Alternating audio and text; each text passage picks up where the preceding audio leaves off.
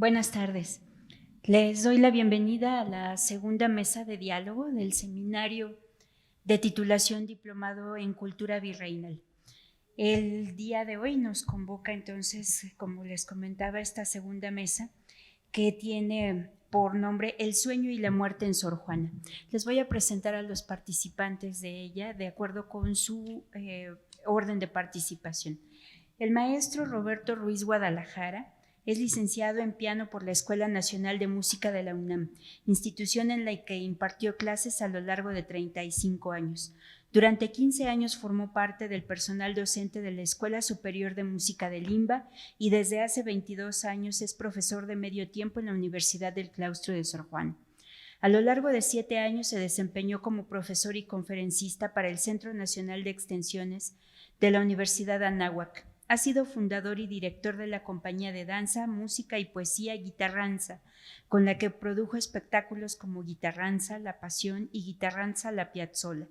Ha escrito, dirigido y producido espectáculos operísticos teatrales como Las Ranas Remix, Calíope y Cosi fan tutti o Habemus Papilloma, y colaborado como dramaturgo en la puesta en escena de las óperas Brundibar de Hans Krasa, El teléfono de Giancarlo Menotti y La voz humana de Francis Poulenc. Ha sido asesor académico y curador del Museo del Palacio de Bellas Artes en las exposiciones El arte de la música, Toulouse-Lautrec, carteles e impresos del MoMA y Kandinsky, Pequeños Mundos. Durante 10 años se desempeñó como conferencista para la Dirección General de Música de la UNAM, impartiendo pláticas en distintos recintos de esta institución.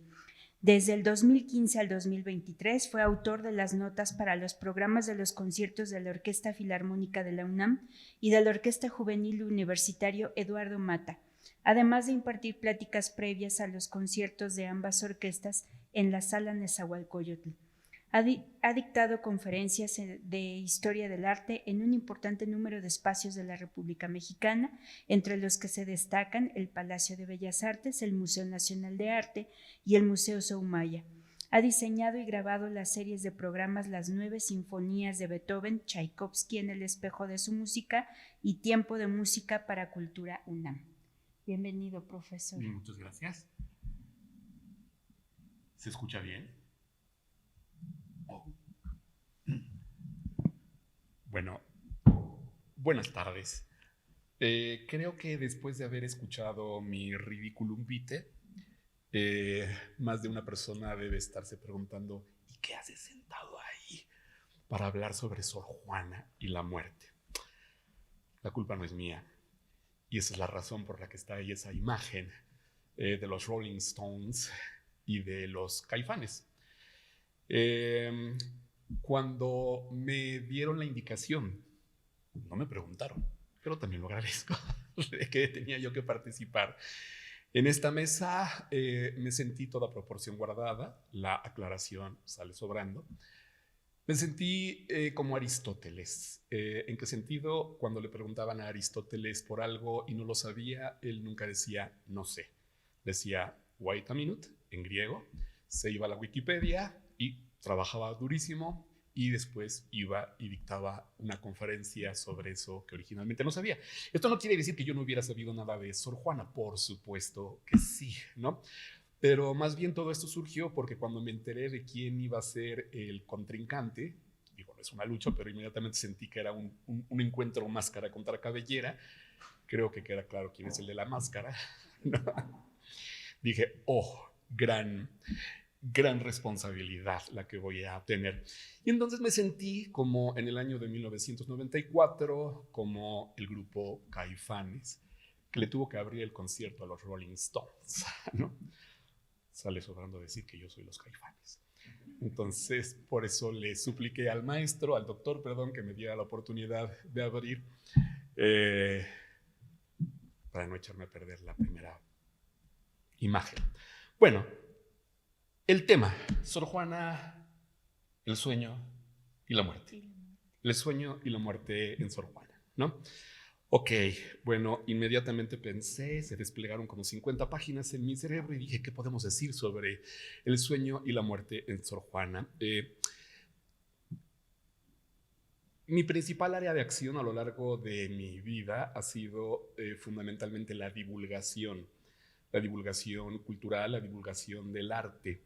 He comentado en otras ocasiones que desde que me di cuenta de que no iba a ser sepultado en la rotonda de las personas ilustres, porque nunca iba a grabar las 24 sonatas, digo las 32 sonatas de Beethoven, ni cosas así, me dediqué entonces a la interpretación y al cultivo del conocimiento y su divulgación. Inmediatamente pensé entonces, lo primero que vino a mi mente fue, recuerdan este cuadro maravilloso de Salvador Dalí, El sueño. Pensé en el sueño con sus connotaciones psicoanalíticas, en los métodos de Salvador Dalí, el método crítico paranoico de creación, y dije, no, creo que no va por ahí. Pensé en el sueño que cultivaron los pintores simbolistas como Pierre-Puvis de Chavannes, con toda esta idea de crear un discurso que saltara la barrera del intelecto y lograra llegar a las profundidades del alma para que ésta se estremeciera. Y dije, bueno, como que se parece, pero no, creo que tampoco va por ahí. Pensé en la manera en la que Heinrich Füssli, se fijaron en mi pronunciación alemana, bávara, en la que Heinrich Füssli abordó el tema del sueño con gran anticipación. Es un pintor de la segunda mitad del siglo XVIII, principios del siglo XIX, y sobre todo en estos cuadros, una serie de cuadros que hizo relacionados con la pesadilla. Dije, no, eso no, tampoco va por ahí. Pensé que se acercaba más la idea del sueño donde se produce una hierofanía, una manifestación de lo sagrado, como el sueño de Jacob, por ejemplo, en esta versión de José de Rivera, y la visión que tiene Jacob de esta enorme escalera por la que ascienden y descienden ángeles, que toca el cielo y toca la tierra, y desde lo alto de la cual escucha la voz de Dios que le dice que esa tierra será para él y para sus descendientes. Pensé en el sueño como revelación creadora. Recordamos el famoso sueño de Tartini, ¿no? Una anécdota nos dice que el gran violinista Giuseppe Tartini soñó con el diablo, y que el diablo llevaba un violín y que el diablo tocaba una sonata increíble. Al despertar, Tartini escribió lo que había, bueno, cuando menos eso dice, lo que había escuchado en su sueño, y de ahí surgió esa sonata increíble, la sonata del diablo de Tartini. Dije, puede ser, pero no tanto. Por supuesto, me acordé del famoso sueño de la razón produce monstruos de Goya. Recordé también los sueños cargados de erotismo, ¿no? de Pablo Picasso. Y también los sueños, insisto, con contenido psicoanalítico de Salvador Dalí. Así podríamos seguir un buen rato dándole la vuelta al bulto. Sí, mi querida Cristina, ¿no conoces esa pintura? Es maravillosa, está en el Museo Thyssen-Bornemisza. Ok, así podríamos seguirle dando la vuelta al asunto, pero me entró el pánico y dije, ¿qué hago? Lo que hacían los grandes creadores en el terreno de la literatura en la antigüedad, invocar a las musas. El primer verso de la Ilíada, ustedes recuerdan, dice: cantao musa la cólera del pelida Aquiles. De la misma manera, al inicio de la Odisea, Homero comienza invocando a la musa. Lo mismo hace Hesíodo en la Teogonía, dice: ante todo, invoquemos a las musas heliconíadas, es decir, las que viven, las que moran en el monte Helicón. Lo mismo hace, aunque se tarda un poquito, Virgilio, lo mismo hace Dante en cada una de las partes de la Divina Comedia, aunque en la última, ustedes lo saben, ya no le bastan las musas, sino invoca al mismísimo Apolo, ¿no? Para poder hablar de lo que nunca nadie ha hablado. ¿Por qué no le he cambiado? Pues porque no era el momento. ¡Oh! Ya, como se dice, spoilé el final. Okay, bueno, regreso al punto. El punto es que entonces dije, ¿a qué musa invoco? Porque si Homero dice cantao musa, bueno, por ser un poema épico se está refiriendo a Calíope, y dije, pues qué mejor que a la 10ª musa, ¿no? Y me fui al sotocoro de nuestra universidad, donde se encuentra esta copia hecha por Miguel Cabrera. Es un retrato de Sor Juana. Lo curioso es que él lo pintó en 1750, 55 años después de la muerte de Sor Juana. Recordamos que murió el 17 de abril de 1695. Digamos que es una idealización, porque ustedes saben que Sor Juana, hacia el final de su vida, tuvo que dejar sus libros, tuvo que renunciar a todo por órdenes monásticas. Y él hace, digamos, una recreación de lo que pudo haber sido el estudio de trabajo de Sor Juana. Es un cuadro que siempre me ha fascinado. Y observándolo minuciosamente, de pronto me topé con Virgilio, ¿no? Entre sus libros. ¿Quién no estaba ahí? O sea, Quintiliano, Lucano, Virgilio, Santo Tomás de Aquino, San Isidoro de Sevilla, por allí medio escondido debajo de la cortina está Góngora, por ahí está también el padre Atanasius Kirchner, escondidito, eso sí, ¿no? Recorriendo con mi mirada el cuadro, me detuve en Virgilio y dije, tal vez ahí esté el meollo del asunto, ¿no? Porque recordé, y ustedes lo saben muy bien, que al final del libro sexto de la Eneida, Eneas, después de realizar este viaje al inframundo para tratar de conocer el futuro, consultando a su padre, guiado por la Sibila de Cumas, Virgilio nos dice entonces que, al despedirse de su padre, Anquises, dice, 2 puertas hay del sueño, una de ellas de cuerno, según dicen, por donde se permite fácil paso a las sombras verdaderas. La otra es toda brillante con la lumbre del albo marfil resplandeciente. Por esta, los espíritus solo mandan visiones ilusorias a la luz de la altura. Prosiguiendo su plática, Anquises acompaña a su hijo y la Sibila y los despide al cabo por la puerta de marfil. Muchos piensan que esa es una manera de hacer alusión al hecho de que al regresar a la superficie, entendamos, digamos, la superficie como a la conciencia, porque entonces uno entiende que es un sueño el que está experimentando Eneas. Al regresar a la conciencia va a tener recuerdos vagos de lo que experimentó, ¿no? Por haber salido por la puerta de marfil. Hay quienes piensan que la alusión al marfil tiene que ver con los dientes, con la palabra, ¿no? Mientras que la puerta de cuerno tiene que ver con la córnea, ¿no? Y por lo tanto con las visiones a través de la vista. Interesante, Cristina, interesante. Solo lo cito por si a alguien le da curiosidad. Bueno, eso me motivó, ¿no? Y dije, claro, o sea, tenemos que remitirnos forzosamente, al primero sueño, ¿no? Entonces releí como 37 veces el primero sueño. La imagen está dedicada a Mariela. Releí como 37 veces el primero sueño y dije, gran reto, ¿qué se puede decir de nuevo del primero sueño de Sor Juana? No pude evitar que llegara a mi memoria precisamente las apostillas al nombre de la rosa de Humberto Eco. ¿Qué tiene que ver, han de decir ustedes? Este hombre viene drogado, ¿no? En sus apostillas al nombre de la rosa, es decir, los comentarios que Humberto Eco hace a su famosa novela, de pronto habla de la posmodernidad y de la actitud posmoderna. Y dice, pienso que la actitud posmoderna es como la del que ama a una mujer muy culta y sabe que no puede decirle te amo desesperadamente porque sabe que ella sabe y ella sabe que él sabe que esas frases ya las ha escrito Corín Tellado. Podrá decir en todo caso, como diría Corín Tellado, te amo desesperadamente. En ese momento, habiendo evitado la falsa inocencia, habiendo dicho claramente que ya no se puede hablar de manera inocente, habrá logrado, sin embargo, decirle a la mujer lo que quería decirle, que la ama. Pero que la ama en una época en que la inocencia se ha perdido. Si la mujer entra en el juego, habrá recibido de todos modos una declaración de amor. Ninguno de los interlocutores se sentirá inocente. Ambos habrán aceptado el desafío del pasado, de lo ya dicho que es imposible eliminar. Ambos jugarán a conciencia y con placer el juego de la ironía, pero ambos habrán logrado una vez más hablar de amor. Eso es lo que voy a intentar, una especie de a la manera de, como diría, pero aquí va a ser, como diría Octavio Paz. Pero vamos a descubrir que el resultado va a ser como no diría Octavio Paz, ¿no?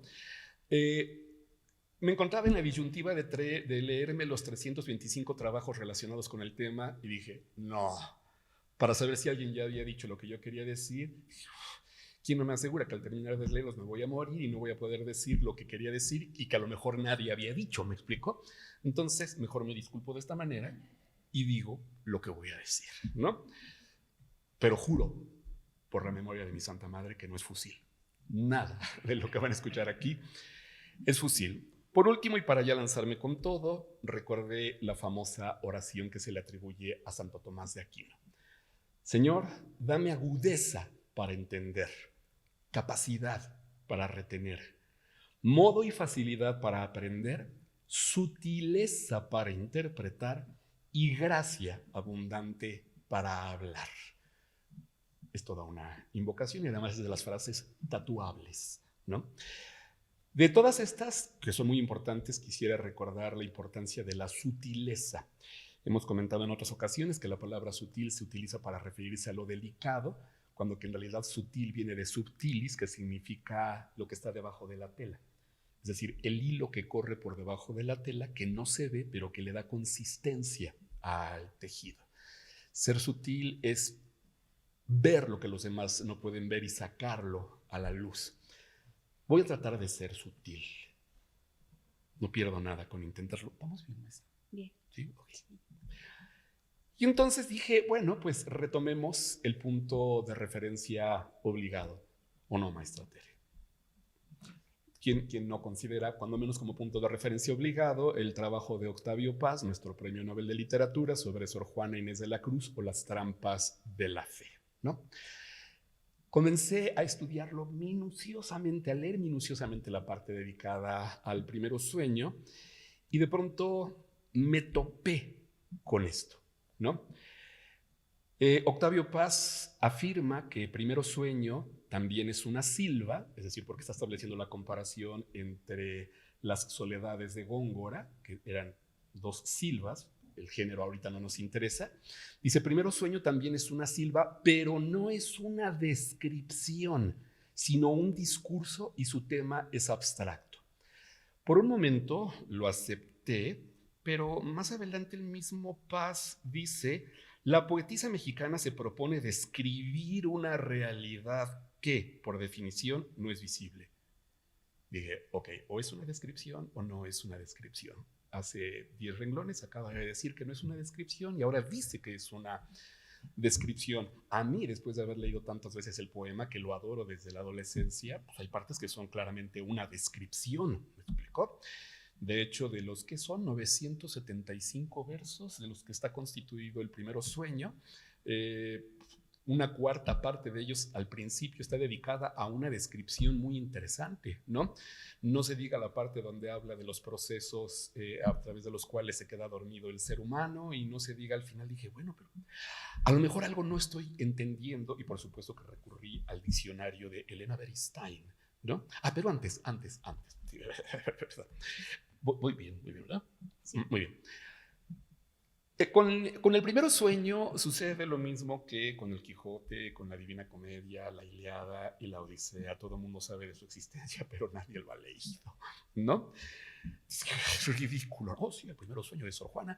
Y es un dato muy bonito para poder avanzar en el juego de maratón, ¿no? Aunque la que debería de avanzar es la ignorancia, ¿no? Basándome en la división, se han hecho todo tipo de divisiones del poema porque él mismo no tiene divisiones, Sor Juana no puso divisiones en su discurrir. Basándome en la división de Alfonso Méndez Plancarte, hago esta división, ¿no? La señalo. Primero habla de la invasión de la noche, la manera en la que cae la noche es fantástico. Luego, cómo entra en sueño el cosmos, entendido en este caso el cosmos, digamos tal cual como la naturaleza. No encuentro vestigios en este caso de que sea el orden del universo. Después describe el dormir ya del ser humano y dentro de ese dormir cómo el personaje que sueña tiene una intuición universal, es el sueño de la intuición universal. Recordemos que una intuición es una comprensión súbita, total de algo. ¿Me explico? Viene un intermezzo maravilloso que sirve de comparación del famoso intermezzo de las pirámides. Después regresa el personaje y habla de la derrota de esa intuición, de su imposibilidad de conocer totalmente eso que quiere comprender o comprenderlo. Y después cambia de método y habla del sueño de la omnisciencia metódica. Y entonces va a seguir un método paso a paso, escalón por escalón, abarcando las distintas categorías para tratar de alcanzar la cima de aquello que no logró a través de la intuición. Va ascendiendo por las escalas del ser, se habla de la sobriedad intelectual, de la sed desenfrenada de saber y de pronto, hacia el final, el despertar humano y el triunfo del día, sin haber alcanzado el objetivo de la comprensión. Ese es, digamos, a grosso modo, el plan que sigue el primero sueño, ¿no? Pero decía que entonces me fui al diccionario de retórica y poética de Elena Beristain y dije, bueno, a ver, a lo mejor yo no estoy entendiendo bien la descripción, y entonces dice que la descripción es una de las 4 estrategias discursivas de presentación de personajes, objetos, animales, lugares, épocas, conceptos, procesos, hechos, situaciones, etc. Eso está en Sor Juana, dije.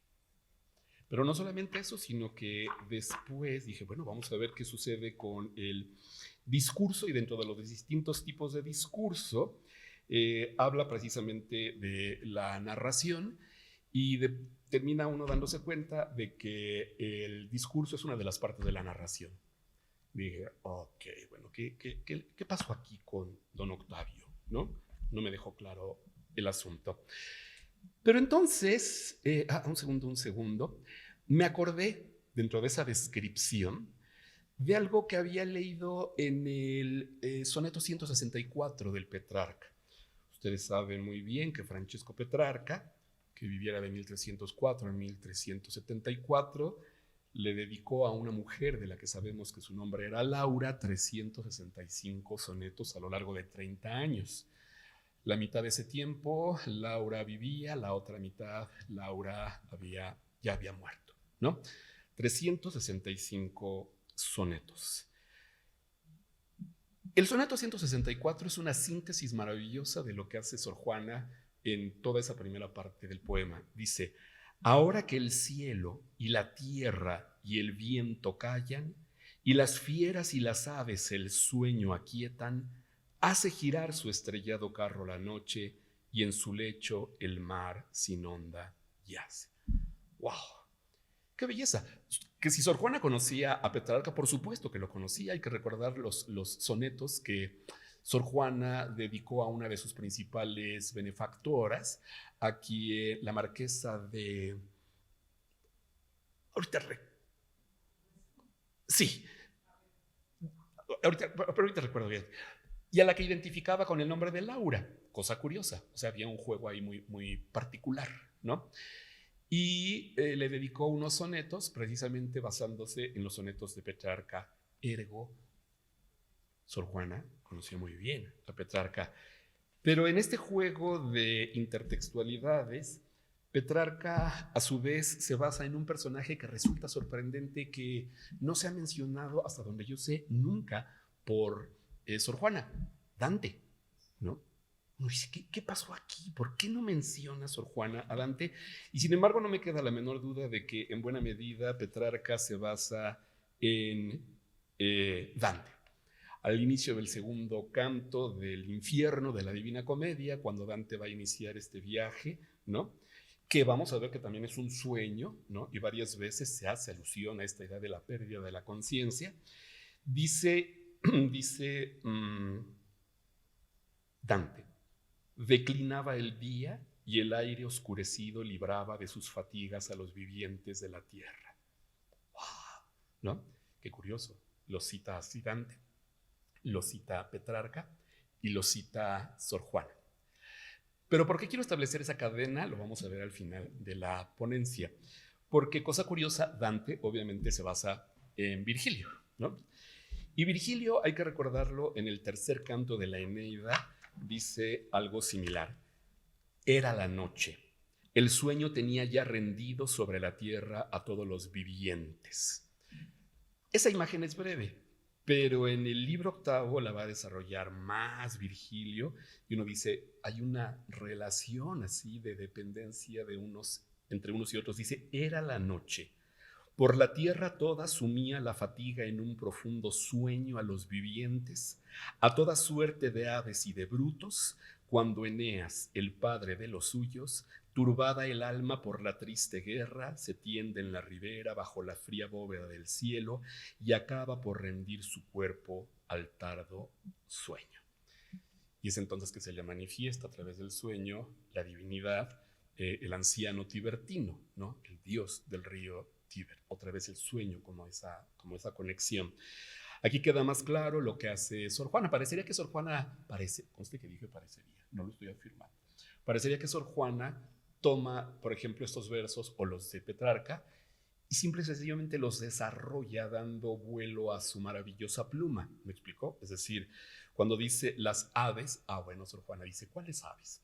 Por ejemplo, cuando se despliega la noche, habla de Nictimene, habla de Ascálafo, habla de las miñas como representación del búho, representación de los murciélagos, y así. Habla del león, habla del ciervo, los relaciona con personajes mitológicos. Pareciera que va desarrollando la idea que está aquí, ¿no?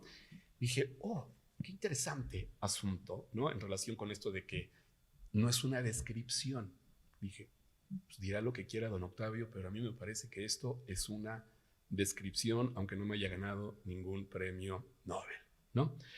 Me encanta este cuadro, esta pintura de Giorgio Vasari, donde se ve esa relación entre los poetas toscanos, ¿no? Como unos bebían, se alimentaban de lo que habían escrito los otros. Eso me llevó después, al seguir leyendo a el maestro Paz, que un poco más adelante dice, los sueños que relatan el ascenso del alma, él afirma eso, los sueños que relatan el ascenso del alma a las esferas celestiales están escritos en prosa, mientras que el de Sor Juana es un poema.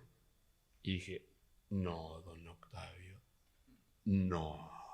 Porque él está hablando, después de desarrollar las fuentes de las que posiblemente bebió Sor Juana, ¿no? Dice, y sin embargo hay una diferencia muy grande entre esas fuentes y Sor Juana. Dice, sí. Esto va acá. Perdón, maestra, no se ponga nerviosa. Sí.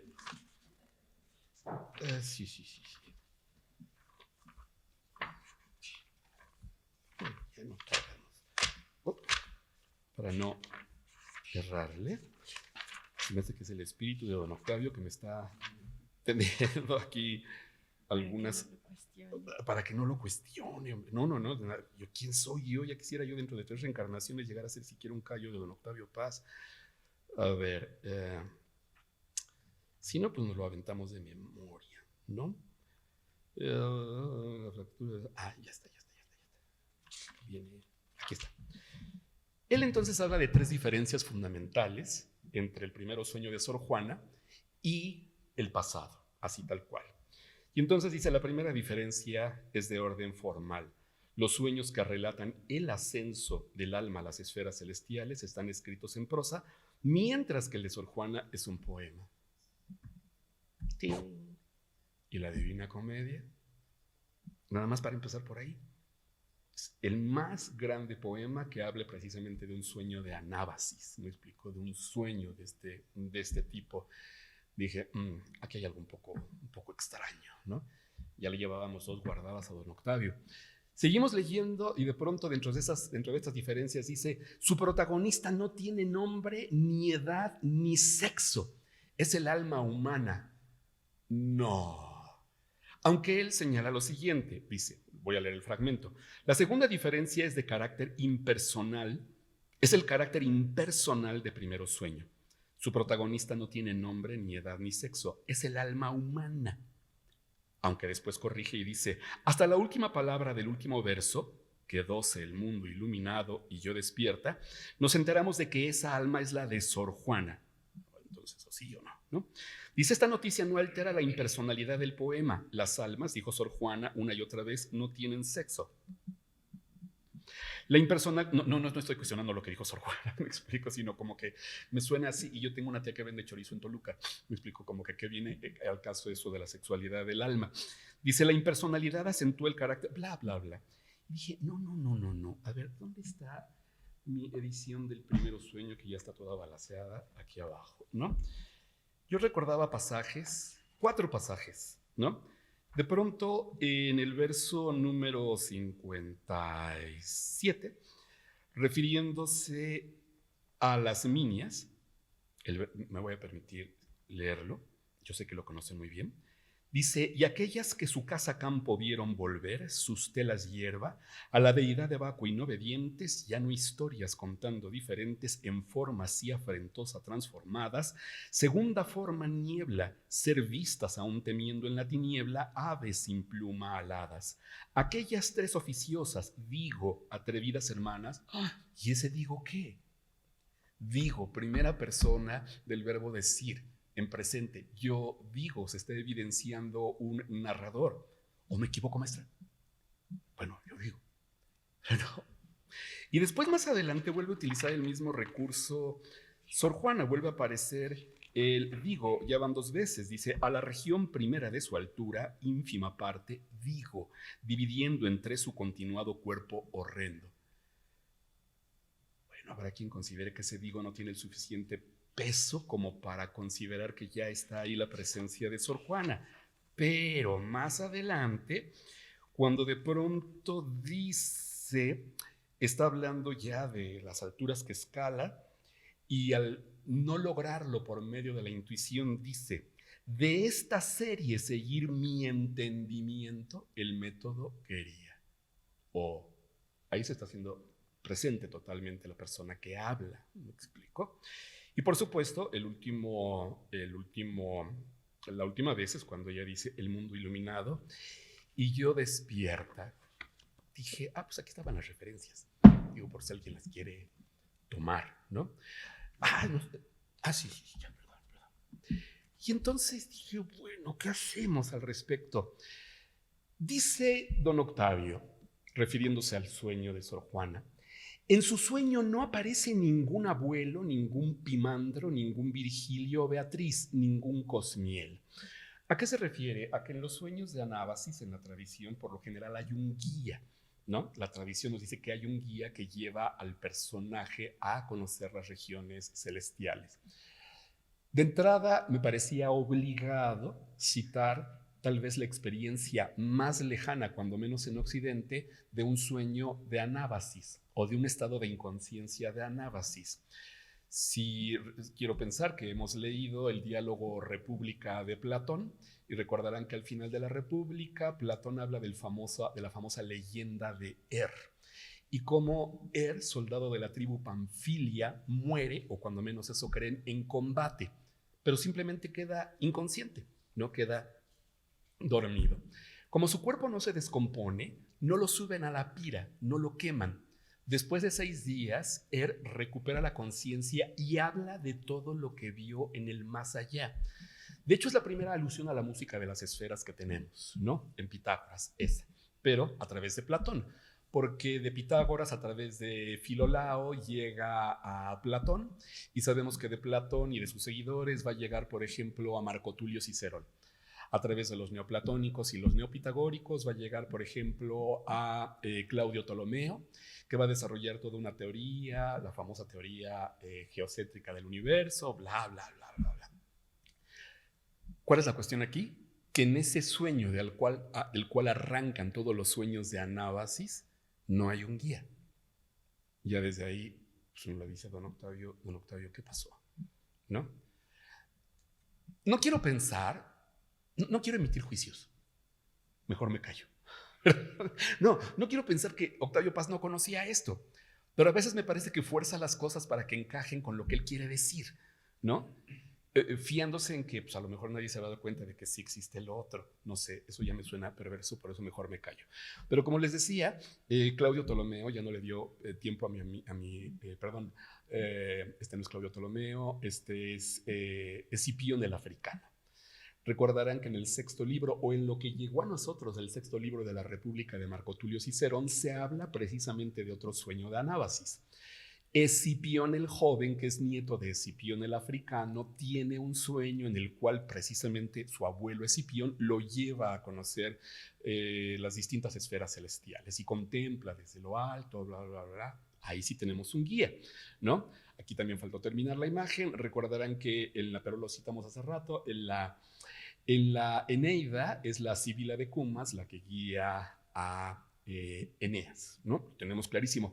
Me llama la atención que no haya citado algo que ya se conocía para cuando Octavio Paz, estoy hablando de 1982, escribió su ensayo. Y me refiero a esto: dentro de la tradición musulmana hay dos libros que, hasta donde sabemos, surgen de un libro que al parecer se perdió. Esos dos libros son el libro de la escala de Mahoma y el libro del viaje nocturno o la ascensión del profeta. Son dos libros bellísimos. Y cuando uno los lee, uno dice, parece ser que Dante se fusiló de aquí algunas cosas, o se inspiró o tomó algunas ideas. ¿Quién desarrolla esa tesis? Pues ni más ni menos que Miguel Asín Palacios, en un libro también maravilloso que se llama La escatología musulmana en la Divina Comedia de Dante. Ahí también tenemos un guía. El arcángel Jibril guía a Mohammed, al profeta, ¿no? Por las distintas estancias, no solamente celestiales, sino del infierno. Un personaje muy querido para Sor Juana, ¿no? Ni más ni menos que Athanasius Kircher, cuyo libro aparece en su biblioteca ahí escondidito, ¿no? Digo, sobre todo tal vez, aunque era un gran estudioso jesuita, ¿no? Un erudito jesuita, bueno, tenía un interés muy particular en la alquimia, que tal vez podía resultar un tema peligroso, ¿no? Para los tiempos de la Inquisición, pero ahí tenía Sor Juana su libro. Athanasius Kircher tiene un escrito llamado Iter Ecstaticum, en cuyo segundo capítulo, y esto sí lo cita Octavio Paz, el personaje principal, Teodidacto, es, qué curioso, Teodidacto significa el que ha sido enseñado por Dios, es guiado por un arcángel, Cosmiel, ¿no? De alguna manera esto recuerda también, y seguramente fue así porque, conociendo la alquimia y los tratados herméticos Athanasius Kircher, seguramente conocía el Corpus Hermeticum, y ustedes recordarán el famoso Poimandrés, ¿no? Del Corpus Hermeticum, donde se habla también de cómo este personaje Poimandrés le muestra a un hombre ansioso de conocer la verdad, las realidades más allá de lo visible. Recordamos que en la Divina Comedia, otra vez, de tanto no citarla, Sor Juana, uno termina sintiendo su presencia, ¿no? Como una especie de fantasma. Sabemos que en la Divina Comedia es Virgilio quien guía a Dante a través del infierno y del purgatorio. Pero Virgilio, hasta donde sabemos, representa la razón humana.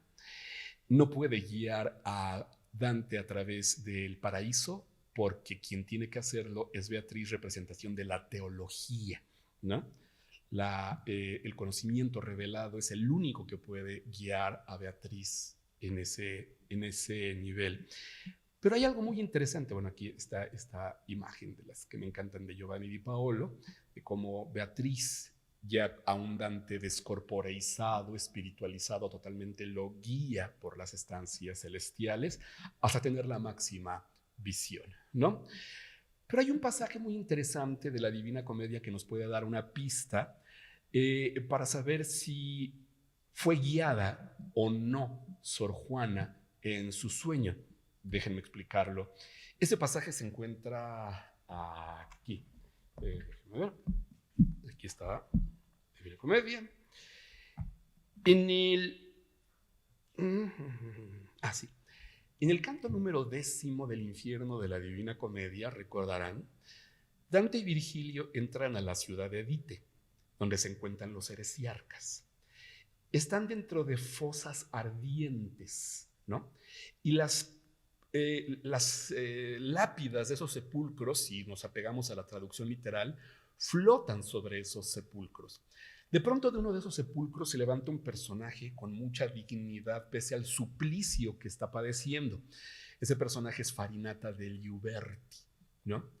Y en medio de la plática que sostiene con Dante se yergue otro personaje, Cavalcante dei Cavalcanti. ¿Cuál es la importancia?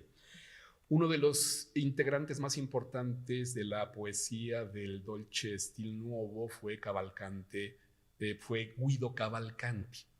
Guido Cavalcanti fue hijo de Cavalcante dei Cavalcanti. Guido Cavalcanti, de hecho, era más o menos 10 años mayor que Dante y fue quien por primera vez reconoció en los versos de Dante algo valioso, ¿no? ¿Cuál es la parte que me interesa de esto? Cuando de pronto se yergue de la tumba Cavalcante dei Cavalcanti al escuchar hablar a Dante, le dice, ¿no? Dice, si es por la alteza, es decir, por lo valioso, por la altura de tu ingenio, que transitas por esta tenebrosa cárcel, así es tu ingenio el que te ha llevado a poder transitar por estos espacios. Obviamente es una metáfora, ¿me explico? Es decir, si has alcanzado tal nivel en el manejo de la palabra y de la poesía para poder describir esto, ¿no? Si eres tan bueno, le dice, ¿dónde está mi hijo? O sea, ¿por qué no está contigo? El padre está diciendo, pues si supuestamente era mejor que tú, me explico, si supuestamente fue el que te enseñó, ¿por qué no está mi hijo aquí contigo? Y Dante le dice, y yo le repliqué, no vengo por mí mismo. Aquel que espera allí, y señala a Virgilio, le dice, me guía por este lugar. Tal vez vuestro Guido fue desdeñoso con él. ¡Wow! Este pasaje es revelador. Es decir, tal vez tu Guido no quiso lanzar la mirada hacia los poetas clásicos. En ese sentido hay que recordarlo, Dante, aunque todavía no pertenece a lo que llamaríamos el humanismo, ya es un humanista, porque lanza su mirada hacia los escritores de la antigüedad clásica. Eso es ser humanista, el interés, el amor por los escritos de la antigüedad clásica. Digamos que, de acuerdo a lo que sabemos, Guido Cavalcanti tal vez basó todas sus fuerzas poéticas en la lengua que él manejaba y en la herencia de los poetas del sur, de los poetas occitanos, ¿no? Casi convulsioné la primera vez que leí este pasaje cuando dice, tal vez vuestro Guido fue desdeñoso con él. Es decir, si le hubiera hecho caso y hubiera aprendido de él, tal vez estaría también aquí, ¿no? Que Dante lo toma como maestro a Virgilio, sí. Y entonces entendemos, bueno, aquí hay que recordar una cosa, la Divina Comedia, y lo dice Dante en una carta dirigida a Can Grande de la Scala, tiene 4 niveles de interpretación: el nivel literal, el nivel alegórico, el nivel moral y el nivel anagógico. El cuarto nivel es el más difícil, es decir, es el nivel que eleva el alma a la contemplación de las cosas divinas. Uno puede tomar la Divina Comedia a nivel literal y se la pasa bomba, ¿no? Pero hay que trascender ese nivel. En el nivel alegórico las cosas significan algo distinto de lo que en apariencia significan. Uno podría pensar que Virgilio guía a Dante espacialmente por el infierno, pero uno alcanza a entender, después de leer como 30 veces la Divina Comedia, que lo guía poéticamente, ¿no? Es su guía poético, porque la Divina Comedia, a final de cuentas, es un poema y de lo que se trata es de la poesía. El pretexto es un viaje de anábasis, ¿no? Para poner a prueba los alcances de la poesía. De hecho, Dante, en el canto segundo, cuando van a iniciar el viaje, le dice, ¿no? Una misma voluntad nos une. O sea, está diciendo, vayamos, una misma voluntad nos une. Tú, mi guía, tú, mi señor, tú, mi maestro, le dice a Virgilio. Y en otros pasajes le afirma que conoce la Eneida de memoria, y sí encontramos pasajes que son citas tal cuales de la Eneida. Pero ¿a dónde voy con eso, no? En el sentido poético, digamos, todos tenemos, bueno, ya me incluí. Qué mal, ¿no? Perdón. Tenemos además maestro 10 minutos. Ahorita me aprecio. Poetas, la maestra Tere, ¿no? Pero todo poeta tiene un guía, un modelo, ¿no? En un principio. Un modelo que lo va, válgase la redundancia, guiando en el manejo de la palabra. El mismo Dante, antes de tener a Virgilio, tenía como guía ni más ni menos que a su maestro Brunetto Latini. Este fin de semana que vayan a Florencia, vayan a la iglesia de Santa María Maggiore. Ahí está enterrado Brunetto Latini. Es un personaje fundamental en Dante, ¿no? Muy, muy importante. Y de hecho, al lado de la iglesia, ustedes saben que en Florencia hay muchas citas relacionadas con la Divina Comedia. Dante habla con mucha gratitud de Brunetto Latini. Y le dice, cuando en el mundo me enseñabas una y otra vez cómo el hombre puede hacerse inmortal, porque paradójicamente Dante castiga, bueno, más bien confina a Brunetto Latini en la tercera región del séptimo círculo del infierno, pero de eso hablaremos ya en otra ocasión. Pero cosa curiosa, Brunetto Latini escribió una obra llamada Il Tesoretto, donde ya habla de un viaje como aquel del que va a hablar Dante, es decir, Dante se fusiló a su maestro Brunetto Latini. Para ventaja de Dante no fue tan famoso Brunetto Latini, pero en ese viaje Brunetto Latini tiene como guía a Ovidio, cosa curiosa. Brunetto Latini tiene a Ovidio, Dante tiene a Virgilio, que son sus modelos. La pregunta aquí sería, ¿y quién guía a Sor Juana? Díganos, por favor, por una licuadora prehispánica, ¿quién guía a Sor Juana en ese viaje? ¿Alguna idea? Es muy fácil. Góngora. Hay que recordar que Sor Juana escribe el primero sueño y lo dice explícitamente a imitación, tomando como modelo a Góngora, las soledades de Góngora, ¿no? Allí es donde está forjando su lenguaje Sor Juana en el primero sueño. Podríamos mencionar muchos paralelismos, el uso del hipérbato, el tipo de descripción, bla, bla, bla. Góngora es el guía de Sor Juana, entonces me gustaría poder decirle a don Octavio, oiga, pero si realmente lo tomamos de esa manera, no es Góngora quien va guiando a Sor Juana a lo largo del primero sueño para decir y para encontrar la manera de decir todo lo que dice. Me voy acercando al final. Octavio Paz además dice, es indudable que primero sueño cuenta la historia de una derrota. Por supuesto. Eso ya lo sabía Sor Juana, me explicó. Lo que le interesa a Sor Juana no es el tema del conocimiento, sino el tema del lenguaje. Me vino a la cabeza entonces este libro que tal vez conozcan. Edgar Allan Poe, un poco cercano ya a su muerte, publicó un libro que causó conmoción. Este libro se llama Eureka. Claro, el título es como una alusión a la famosa expresión de Arquímedes cuando descubre, bla, bla, bla, bla, ¿no? Lo tengo, lo encontré. Un día llega Edgar Allan Poe con su editor y le dice, he escrito un libro que hará que las ideas de Newton parezcan juego de niños. Todos sabemos que Edgar Allan Poe era ebrio consuetudinario, es decir, era alcohólico. Su editor le dijo, a ver, sóplame. No, pues no viene borracho, ¿no? Y leyó el libro, le fascinó, lo publicó, pero a las pocas semanas los filósofos lo destrozaron. El libro ahora es muy valioso y se sigue publicando, y además tenemos ahí la opinión, por ejemplo, de Baudelaire, de Julio Cortázar, que fue un traductor, ¿no?, importante de Edgar Allan Poe. El libro no es valioso desde el punto de vista de lo que pueda decir científicamente, sino por cómo dice lo que dice, por la belleza del lenguaje. No me dirán que eso no es lo mismo que puede decirse del primero sueño. ¿Me explicó? Toda proporción guardada. Aquí tenemos Eureka. Hay una parte bellísima que dice Edgar Allan Poe, comencemos enseguida con la más simple de las palabras, infinito.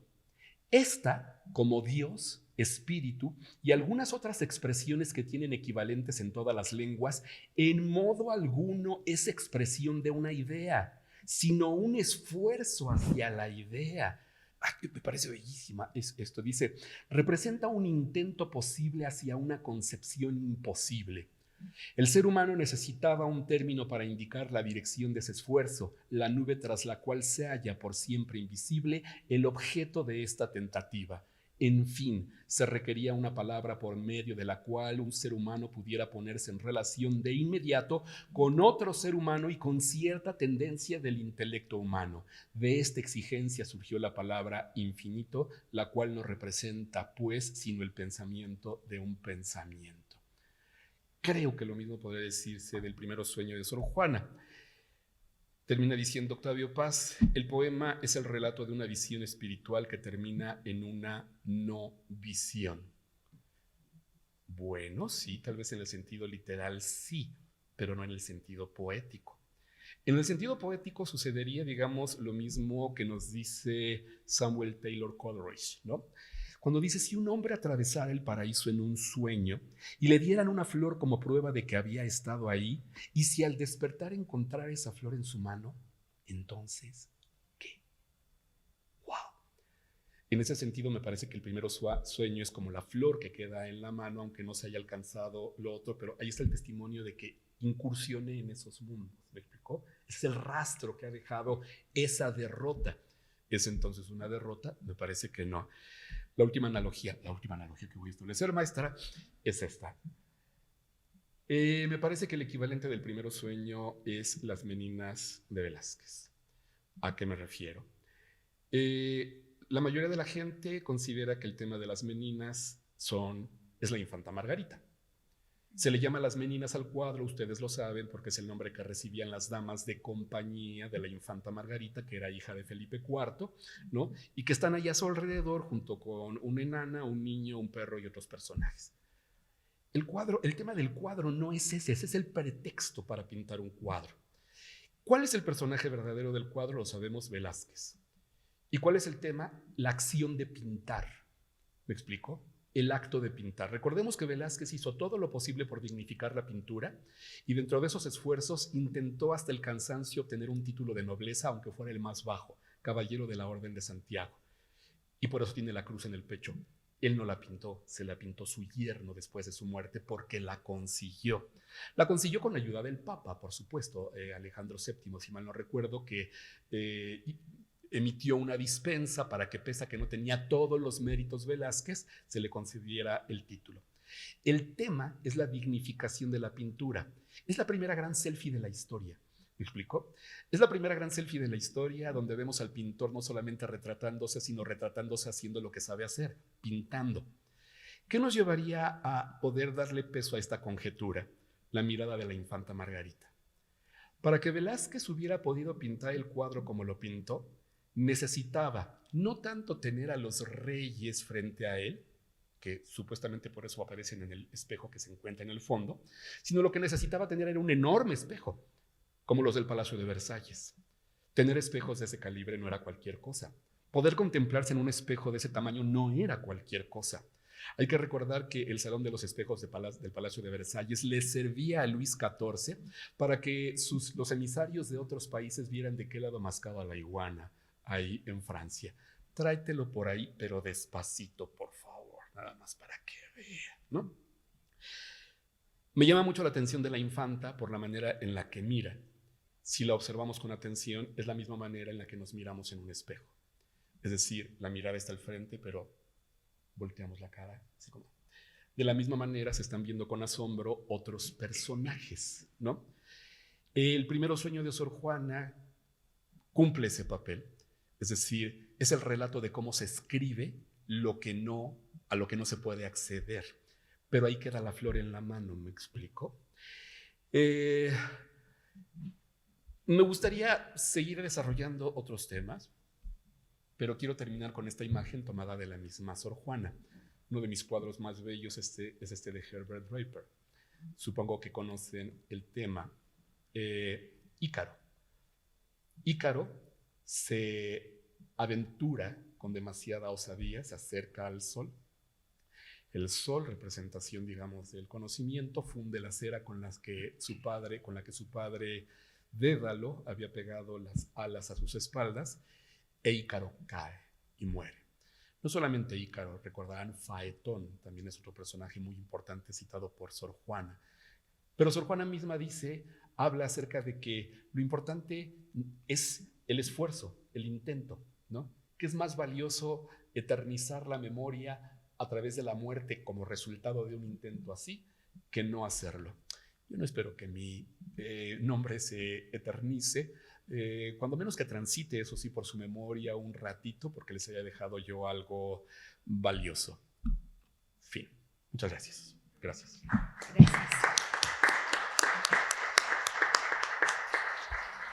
Gracias, profesor. Vamos a escuchar al doctor José Ignacio Rivero Calderón, quien ha sido director del Colegio de Filosofía y Letras de la Universidad del Claustro de Sor Juana, director de la Facultad de Filosofía de la Universidad La Salle, director de la Facultad de Humanidades y Ciencias Sociales de la Universidad La Salle y coordinador de posgrado de la Facultad de Humanidades de la Universidad Anáhuac de México. Ha sido catedrático de Filosofía en la Universidad Anáhuac, en la Universidad La Salle, en la Universidad del Claustro de Sor Juana, en el ITAM y en la Universidad Iberoamericana. Ha publicado artículos en revistas especializadas, ha dictado conferencias y leído ponencias en diversos foros nacionales e internacionales y ha recibido diversos reconocimientos por su labor docente. Actualmente es director del Centro Sor Juana de nuestra Casa de Estudios. Gracias, profesor. Perdón, me paso para allá porque me lo pidió el doctor. Por favor. favor, para ver su presentación.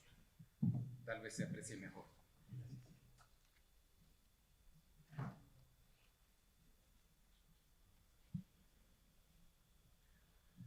Muy buenas tardes. El epígrafe de mi conferencia es el pasaje de la respuesta en el que Sor Juana nos previene: yo no estudio para escribir, ni menos para enseñar, que fuera en mi desmedida soberbia, sino solo por ver si con estudiar ignoro menos. Nuestra conferencia se titula Diálogo de Sor Juana con poetas, filósofos, psicólogos y pintores, sobre dos hermanos antiguos, el sueño y la muerte. Los griegos repararon en la relación del sueño con la muerte. Ya en Homero, el sueño, hipnos, es de la muerte, Tánatos, el hermano. Tánatos personificaba a la muerte en su forma natural y en su manifestación violenta. El sustantivo sueño tiene un doble sentido. Sueño en el sentido de acción de dormir y en el sentido de acto de representarse en la fantasía de alguien mientras duerme sucesos o imágenes. En lengua castellana solamente tenemos una palabra para usarla en los dos sentidos. En otros idiomas no. En inglés son dos palabras distintas. Los griegos, como en el inglés tenían dos palabras distintas. Al acto de dormir, los griegos lo denominaron hipnos, sueño. Hipnos era la personificación del sueño. Los latinos lo llamaron somnus, sueño en el sentido de acto de dormir. Y también llamaron somnus al sueño a la divinidad. También tenían la palabra sopor, que designaba también el sueño profundo. A la acción de soñar, los griegos la denominaron oneiros, de donde nuestra. Y el plural de oneiros era oneirata, los sueños, de donde onírico, nuestro onírico, perteneciente o relativo a los sueños, no al sueño en el sentido del acto de dormir. Y los latinos llamaron somnium a lo que nosotros, para distinguirlo, pudiéramos llamar ensueño, en el sentido de la acción de soñar. Hesíodo hace a los ensueños, digamos, descendientes de la noche. En la Teogonía, dice Hesíodo, la noche, Nix, parió a la familia de los ensueños, pero usa la palabra oneiroi. La familia de los ensueños, como personificaciones, aparecen también en Homero. Según Homero, el país de los sueños, él fue el que acuñó esta figura, el país de los sueños, se encuentra en las oscuras playas de Océano Occidental. Dice Homero en la Odisea: pasaban las almas de los pretendientes por la corriente de Océano y la roca de Leucade, por las puertas del sol y el país de los sueños. Y le llama en griego demon oneiron, demos, el pueblo de los sueños. Según Homero, hay dos tipos de sueños: los artificiosos, que entran por la puerta de marfil, y los verosímiles, que lo hacen por la puerta de cuerno. En efecto, de los frágiles sueños existen dos puertas, la una con cuernos y la otra con marfil está trabajada.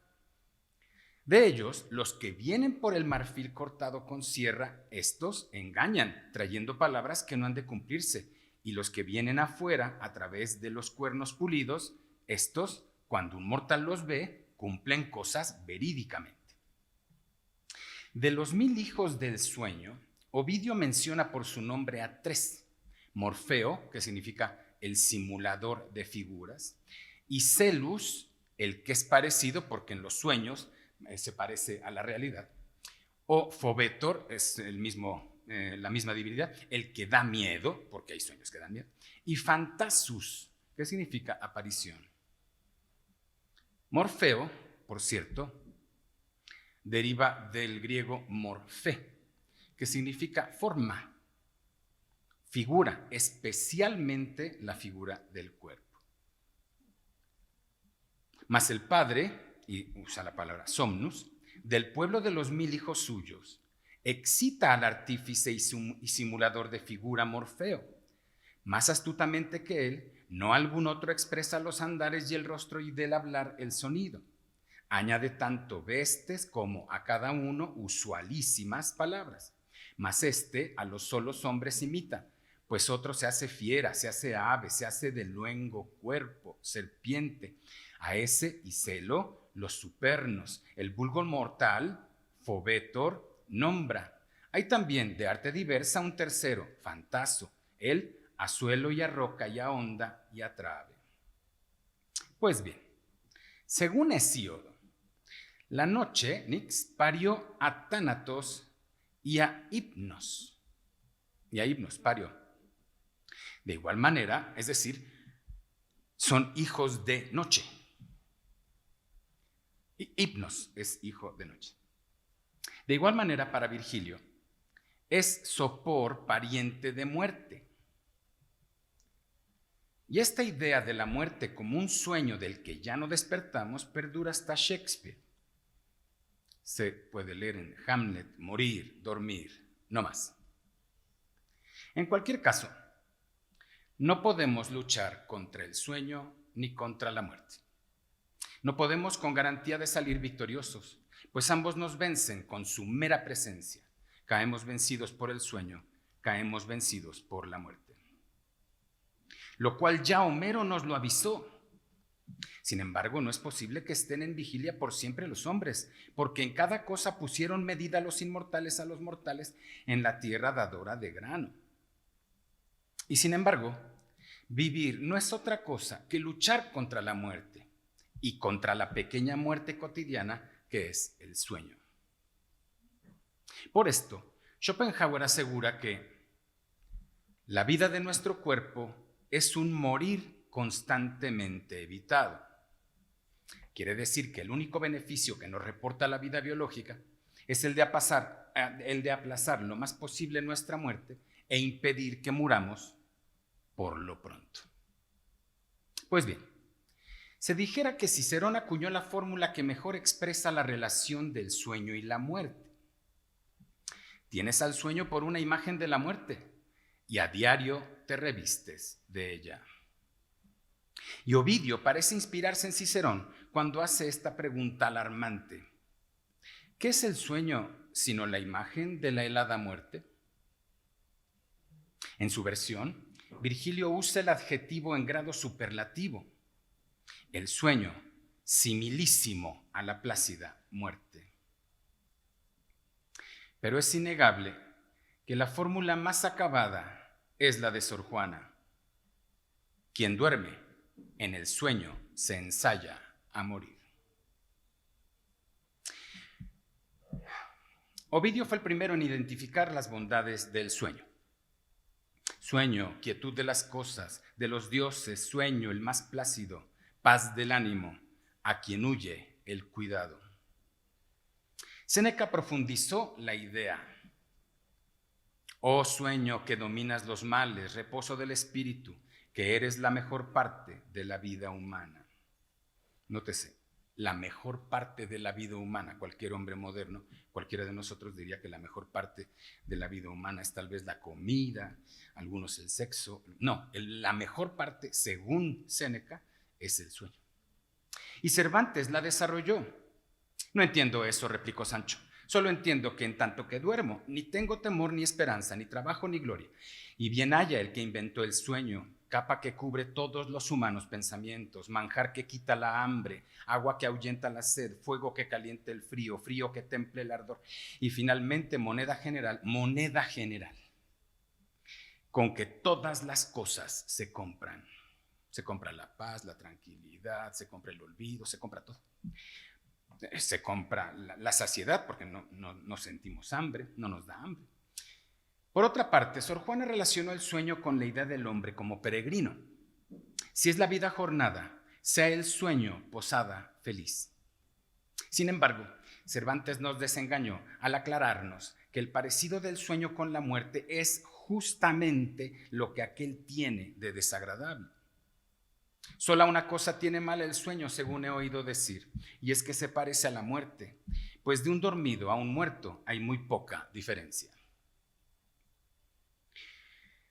Dijimos más arriba que el aforismo de Cicerón pudiera pensarse que sea la mejor expresión de la semejanza del sueño con la muerte. Con todo, y sin ningún afán de hacer comparaciones, pues como dice Don Quijote de la Mancha, toda comparación es odiosa. Así todo, Sor Juana formuló la sentencia más lograda de la verdad de la relación del sueño y la muerte. Miren si no. Dice en primero sueño: el conticinio casi ya pasando iba. ¿Qué quiere decir? De acuerdo con la prosificación de Méndez Plancarte, que ya casi iba pasando el conticinio. Según el diccionario de la Real Academia Española, conticinio es la hora de la noche en que todo está en silencio. Y deriva de contichesco, callar, que a su vez se compone de cum, con, y tacheo, callar, de donde deriva tácito, callado, tomado del latín tacitus, participio de tacere, callar. Y sus derivados. De tácito derivan taciturno, taciturnidad, reticencia. Miren qué interesante. Reticencia deriva de tácito. De latín reticencia, de reticere, callar, reticente, en el siglo XIX, y conticinio deriva de tacheo, disculpen ustedes, de tácito. Incidentalmente, en este sentido, en las cartas a un joven poeta, Rilke le hace al epígono una recomendación nada fácil de cumplir. Ante todo esto, pregúntese en la hora más callada de su noche, ¿debo yo escribir? Vaya cavando y ahondando en busca de una respuesta profunda. Y si es afirmativa, si usted puede ir al encuentro de tan seria pregunta con un sí debo, firme y sencillo, entonces, conforme a esta necesidad, erija el edificio de su vida. Lo cual no puede menos de traernos a las mientes aquello de Sor Juana de: oh, si todos y yo la primera que soy un ignorante nos tomásemos la medida al talento antes de estudiar. Y lo peor es de escribir con ambiciosa codicia de igualar y aún de exceder a otros. Qué poco ánimo nos quedara y de cuántos errores nos excusáramos y cuántas torcidas inteligencias que andan por ahí no anduvieran. Y continúa Sor Juana: y la sombra dimidiaba, es decir, y la noche iba a su mitad. Era medianoche, pues, porque dimidiar significa demediar, y demediar es partir o dividir en mitades. Y deriva del latín dimidius, la mitad. Y añade Sor Juana: cuando de las diurnas tareas fatigados, es decir, siendo ya presa del sopor los miembros fatigados de las diurnas tareas, y no solo oprimidos del afán ponderosos del corporal trabajo, o sea, y no solo oprimidos por el peso del trabajo corporal, mas cansados del deleite también, sino también cansados del deleite, que también cansa objeto continuado a los sentidos aún siendo deleitoso, puesto que todo objeto continuado, aún el más deleitoso, acaba por fatigar los sentidos. Incidentalmente, la misma idea de Sor Juana se encuentra en San Juan de la Cruz.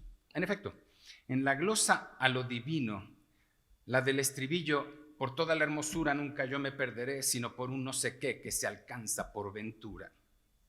Dice San Juan de la Cruz en una cuarteta sentenciosa: sabor de bien que es finito, lo más que puede llegar es cansar el apetito y estragar el paladar. Continúa Sor Juana: que la naturaleza siempre alterna ya una, ya otra balanza. Quiere decir que la naturaleza pide siempre alternar. Pues es un hecho que el universo está lleno de contrarios. En el mundo natural aparecen los opuestos por doquier y muchas veces como adversarios que se destruyen mutuamente.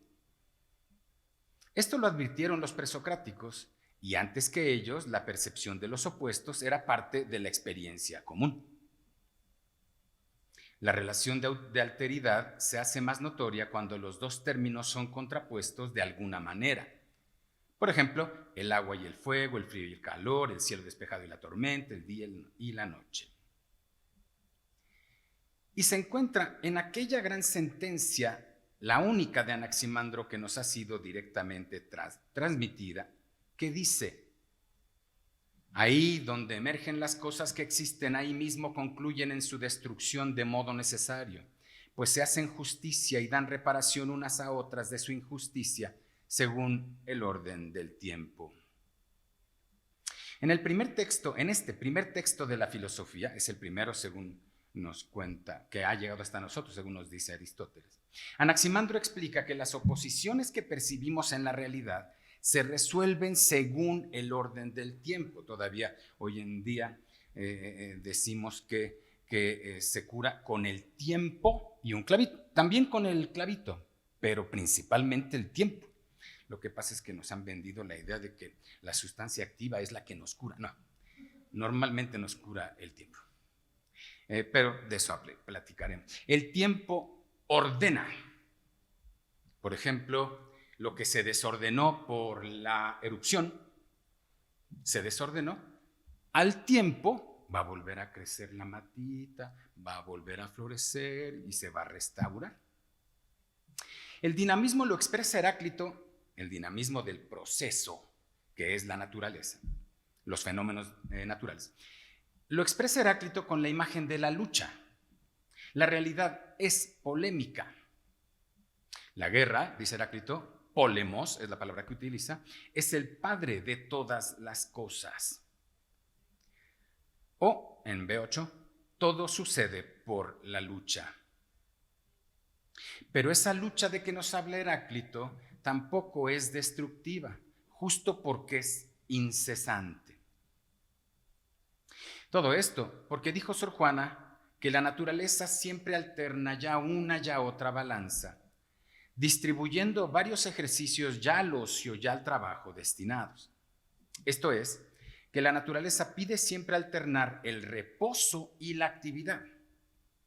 Ovidio expresa la misma idea tan solo con respecto al sueño, que cuerpos cansados de oficios duros alivias y para el trabajo reparas.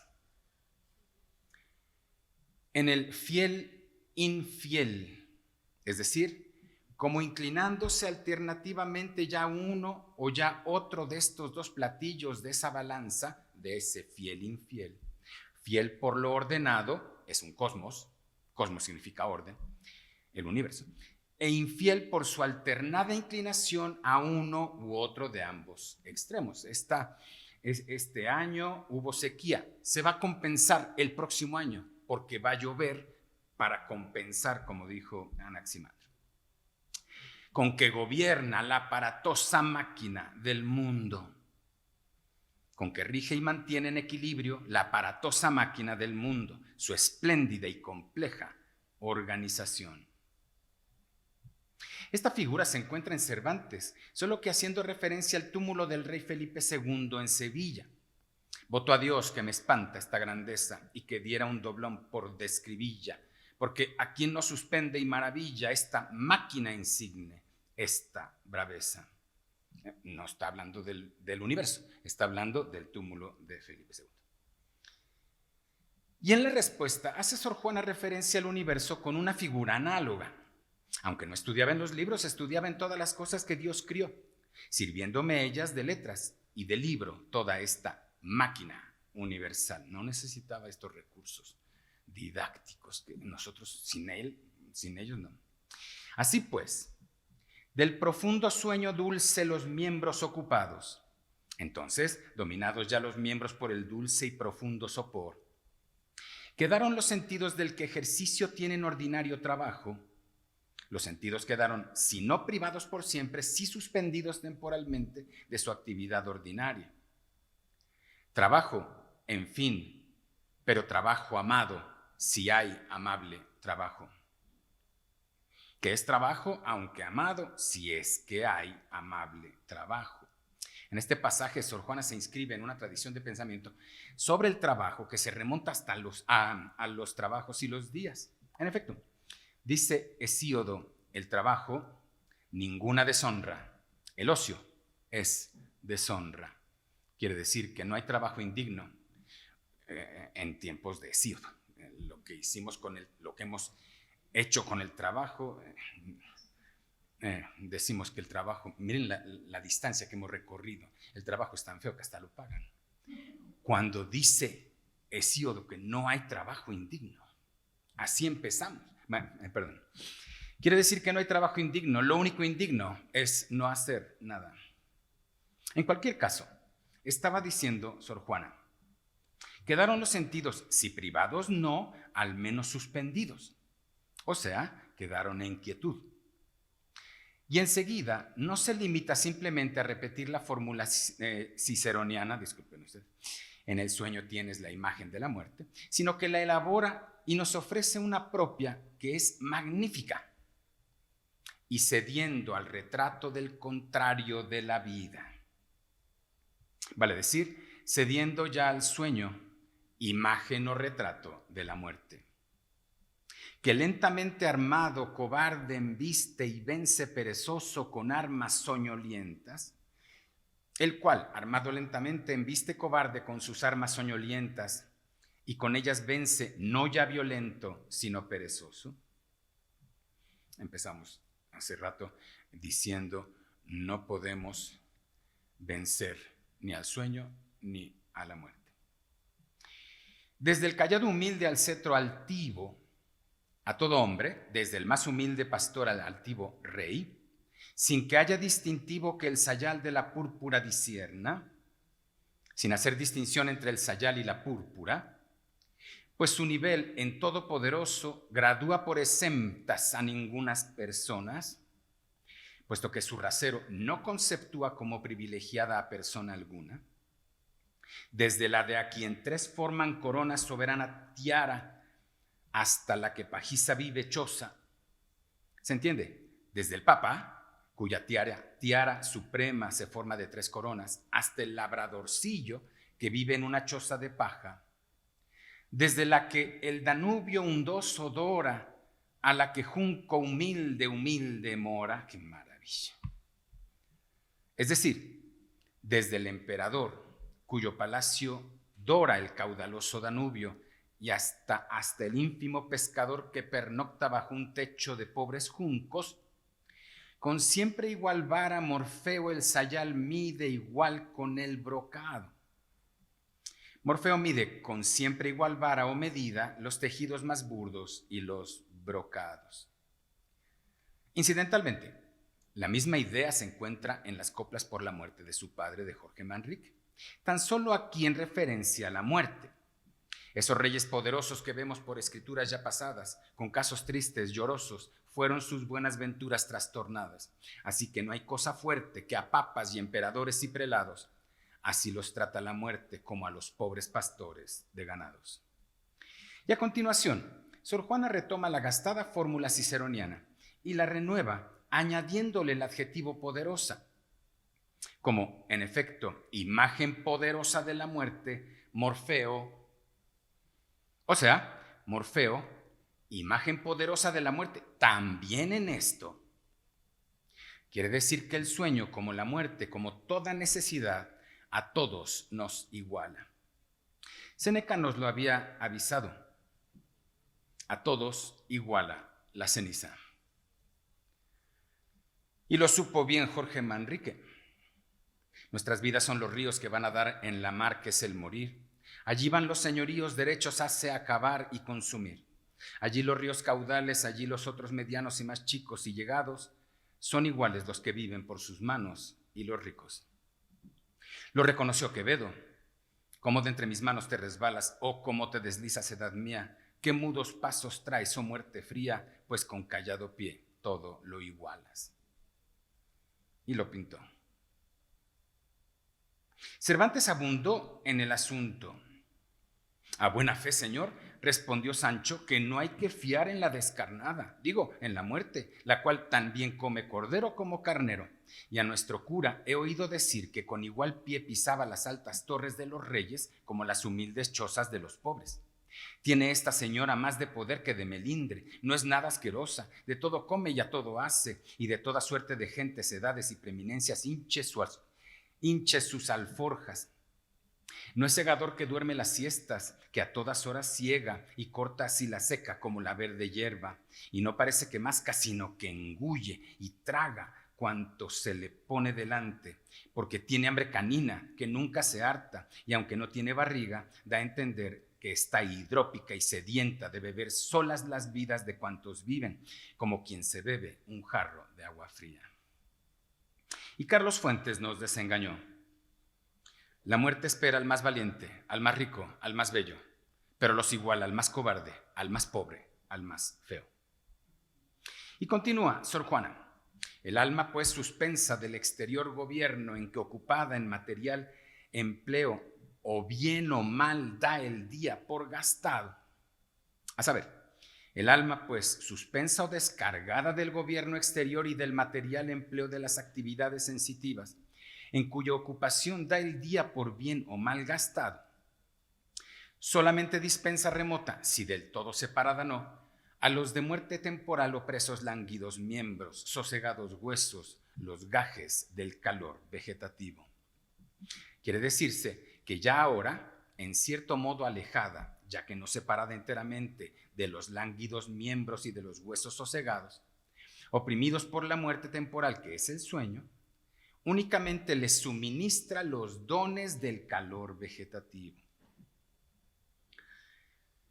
Y acto seguido, finalmente, Sor Juana consagra la fórmula suprema que expresa la verdadera relación del sueño y la muerte. Y afirma que, mientras duerme, el cuerpo siendo en sosegada calma un cadáver con alma. Siendo entonces el cuerpo en esa quietud como un cadáver con alma. Muerte temporal. El cuerpo es un cadáver con alma. O sea que el sueño es un estado próximo al de la muerte. Pero esa vecindad es ambigua, como todo lo humano. Pues el cuerpo dormido está dialécticamente muerto a la vida y a la muerte vivo. No es casual que Sor Juana prefiera la figura del retruécano para expresar esta relación. O sea, muerto si comparamos su estado con el de la vida normal, aunque vivo si lo cotejamos con la muerte absoluta. O como dice Octavio Paz, falsa muerte. El cuerpo vive una vida inmóvil, secreta. El alma, a la inversa, es inmortal y el sueño del cuerpo la aligera de su pesadumbre material. En otras palabras, dormir es la muerte provisional del cuerpo y la liberación también provisional del alma. Finalmente, Sor Juana clausura este largo pasaje del primero sueño con otra figura soberbia. De lo segundo, es decir, de dicho persistir de la vida, dando tardas señas el del reloj humano vital volante que, si no con mano, con arterial concierto, unas pequeñas muestras pulsando manifiesta lento de su bien regulado movimiento. ¿Se entiende? Manifestando señas de dicho persistir de la vida, el cuerpo dormido, aunque algo tardas o escasas, el vital volante o cuerda de ese reloj humano, el corazón, con que los tranquilos y armoniosos latidos de sus arterias, ya que no con manecillas, da unas pequeñas muestras de su bien regulado movimiento. Muchas gracias. Gracias, profesor.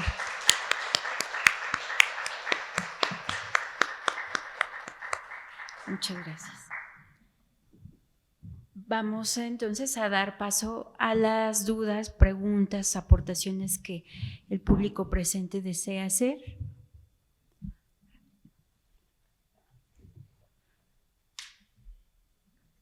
Bien. Entonces, si me lo permiten, procedo a entregar los reconocimientos. Por un lado, perdón, sí, perdón maestra, no la vi. Estoy muy emocionada de todo. La verdad es que las dos ponencias me parecen extraordinarias. Han hecho un análisis del primer sueño, de la obra de Sor Juana, analogías extraordinarias también. Y yo creo que hallazgos, ¿no? Como cada uno de ustedes ha dicho. Entonces, yo diría que esto es una especie de investigación, ¿no? Un work in progress. La verdad es que me quedo con muchas ganas de una segunda parte para seguir discutiendo esos hallazgos que tuvieron. Pero a lo mejor preguntaría a los ponentes, ¿cuál fue, quizá ya lo dijeron al comienzo, pero como el mayor reto para encontrar su idea del sueño y su idea de la muerte de Sor Juana? Láncese, maestro, doctor. ¿Cuál fue el mayor reto? Refrenar como impulsos, deseos. Me refiero a que de pronto una palabra hacía que se desplegaran muchas ideas y luego otras tantas. Y digamos que de todo lo que logré desarrollar en estos días, el 20% está en la ponencia. Al final tuve que cortar miles de cosas con mucho dolor, pero yo decía, bueno, esto para una conferencia más bien ya formal, de esas que duran 5 horas, como las que doy ahí en el Divino Narciso, porque, bueno, siempre he considerado que la cultura se basa en el placer de relacionar, que si uno además quiere tener una memoria poderosa, debe de estar relacionando. Para mí, digamos, el investigar es como introducirme en una mina y estar creando nuevas galeras. Hay una palabra que utilizo mucho en clase con los alumnos que es entibar. Y entibar es fortalecer con arcos los túneles que uno va cavando. Lo deja muy claro Emil Solá Germinal, ¿no? Como a veces los mineros, por no entibar, por la desesperación de sacar el mineral y cumplir con su cuota, a la larga se derrumban esos túneles.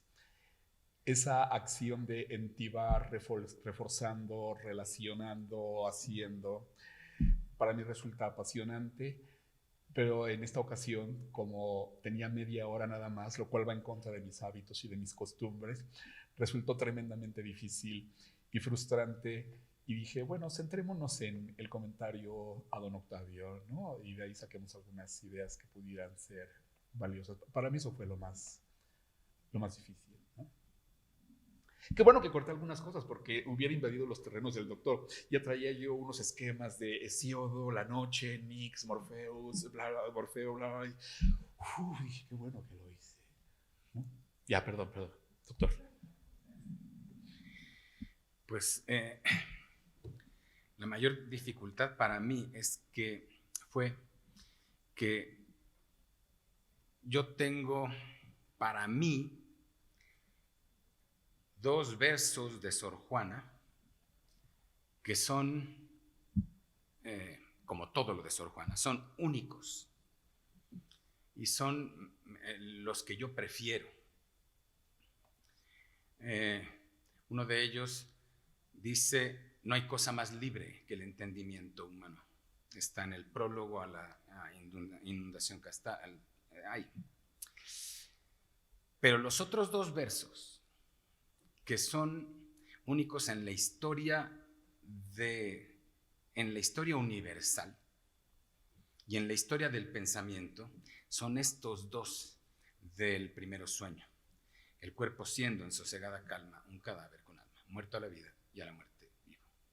Entonces, hablar de esos versos es el reto. Hablar, digamos, con cierta sensatez de esos versos. Lo que pasa es que el método histórico que yo uso, pues que también usa Sor Juana. ¿Recuerdan el romance 3? Finjamos que soy feliz, triste pensamiento un rato. Disculpen, no, es el romance 2. El romance 3, si es causa amor productiva de diversidad de afectos que con producirlos todos se perfecciona a sí mismo, ¿se acuerdan? Ahí recurre a la mitad para demostrarle a Montoro que efectivamente los celos son la única prueba de amor, verdadera prueba de amor. Recurre al método histórico. Y entonces dice, miren, los grandes amantes en la historia han fingido amor, pero nadie ha fingido celos. ¿Por qué? Porque los celos no se pueden fingir. Entonces, me ayuda este método histórico, claro, supone una investigación, pero mire, maestra, no es por diablo, es por viejo, o sea, simplemente toma tiempo, mucho tiempo, pero se logra. Para mí siempre, y con esto termino, hablar de Sor Juana, para hablar de Sor Juana hay que hablar bien, hay que hablar bien. No podemos permitirnos el riesgo de hablar mal de alguien como Sor Juana, porque es un privilegio, es verdaderamente un privilegio que tenemos muy pocos en la historia. No digamos en la historia universal, no digamos en el mundo. Entonces, ese es el reto, hablar bien de Sor Juana. Gracias, profesor. Solo quiero agradecer, yo todas las ponencias con el doctor Ignacio Amante de Pensamiento Sor Juana, es maravilloso, agradezco profundamente un tema que pasa por nuestra mente siempre. Muchos estudiosos en la ciencia, en la historia, hablan del sueño y todo esto, ¿no? Y que tengamos algo tan claro en este rastreo que hacen tan puntual. Gracias. Gracias. Gracias. Perdón, maestra, la enseñanza de esta ponencia sería que sí tenemos una experiencia anticipada de la muerte. Y como dice Cicerón, la tenemos cada noche. No de la muerte. El sueño es pues una pequeña muerte. Pero más o menos así se va a sentir. Pero va por ahí, muy bien. Muchas gracias. ¿Alguien más? Bueno, entonces, como les comentaba, procedo a entregar la constancia. En principio al doctor José Ignacio Rivero Calderón. Profesor, muchas gracias. Aquí tiene. Gracias. A usted, muy amable, gracias. Y ahora al maestro Roberto Ruiz Guadalajara. Muchas gracias. Gracias. Pues si no hay algo más que decir, quisiera cerrar invitándolos a la tercera mesa de diálogo que se va a realizar el 24 de mayo, de 11 horas al pasado, un poco pasado del mediodía, aquí en el aula magna. Pues muchas gracias por su presencia hoy, antier, y esperamos contar con la misma, entonces, el próximo 24 de mayo. No lo olviden, por favor. Que tengan muy buena noche. Gracias.